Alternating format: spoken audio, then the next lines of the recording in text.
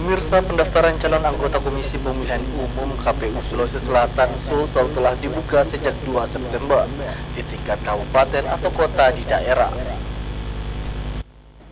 Seleksi administrasi, jadi setiap administrasi dari calon-calon anggota KPU.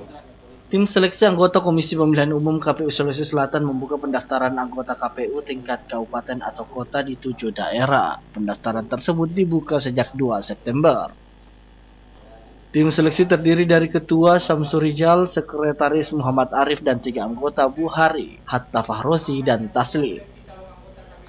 Tim sel ini akan menangani 7 kabupaten kota, diantaranya Kota Makassar, Parepare, Kabupaten Nrekang, Luwu, Pinrang, Sidrap, dan Wajo. Pendaftaran calon anggota dapat dilakukan dengan 2 cara, yakni melalui aplikasi Sistem Informasi Anggota KPU dan Badan ADHOK atau Siakba, dan mendatangi sekretariat KPU masing-masing kabupaten dan kota. Ketua Tim Sel Samsurijal berharap kuota minimal 30% perempuan dapat terpenuhi. Dirinya juga mengatakan tidak akan dilakukan seleksi ulang apabila kuota tersebut tidak terpenuhi dan proses perekrutan akan tetap dijalankan sesuai jadwal. Kemudian tidak mencapai yang kita harapkan, itu tidak membuat kita harus mengulangi seleksinya. Jadi tetap lanjut seleksinya. Kalau memenuhi kuota itu ya alhamdulillah, tapi kalau tidak itu berarti bahwa memang dalam tahapan seleksi itu gugur.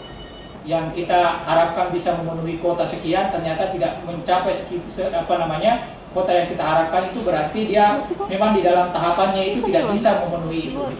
Itu saya kira ya untuk soal perempuan.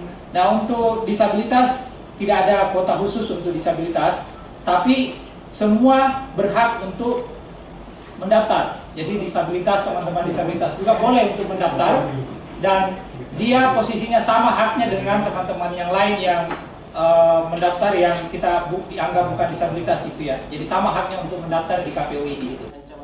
Ia menambahkan pihak KPU juga memberi perhatian khusus terhadap calon komisioner yang berstatus petahana, khususnya mereka yang pernah menjalani sidang etik di DKPP.